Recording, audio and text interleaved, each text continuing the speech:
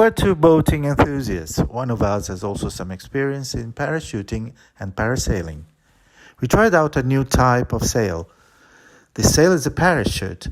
We tested parachutes with a surface area of 24.5 square meters and 48 square meters mainly on a Sylphy Dufour, a boat of 6.54 meters overall length, but also on a Comet 1050 boat.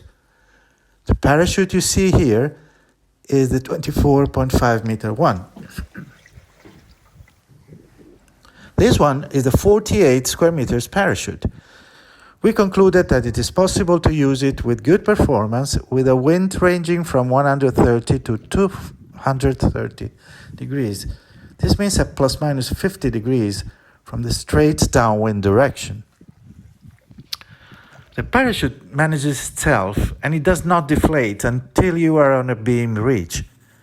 Its efficiency is rather constant with the angle to the wind. It begins to degrade when the wind flow arrives from plus minus 45 degrees or 50 degrees with respect to the straight downwind direction. While on the run, the parachute tends to alternately swing left and right.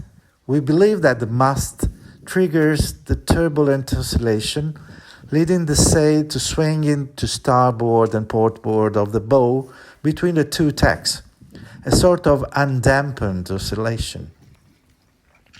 The same oscillation follows the lift of drift. This oscillation, however, was found to be less pronounced when the larger sail was used. We used sails with an apex hole.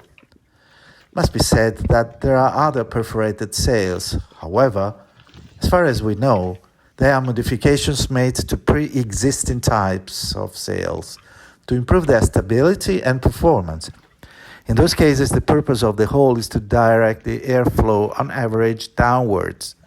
Our sails, on the other hand, differ in two aspects. They let the flow out horizontally and have only one sheet to tie to the bow of the boat. Neither mainsail nor jib should be used, as they would prevent the parachute from receiving the wind.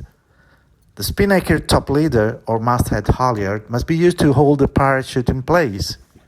The sail center being very advanced reduces the effect of waves hitting the boat from the bow, overtaking the side and breaking on the deck, which is typical of sailing on the run. The parachute must be kept as horizontal as possible with respect to the sea level. It can be raised in case of pronounced waves. In this case, the performance degrades proportionally to the cosine of the angle with the sea level. With 7.5 knots of true wind, we measured boat speed peaks of 3 knots, with plus minus 5 degrees of wind astern during tests made using the 24.5 square meters parachute. With a 48 square meter parachute and 8.2 knots of true wind, we measured a boat speed of 3.5 knots. We believe that a sail of this type, albeit smaller, could be a valid solution in a stormy situation as an escape sail. Those wishing to discuss and deepen the topic can contact us at this address. Thank you for your attention.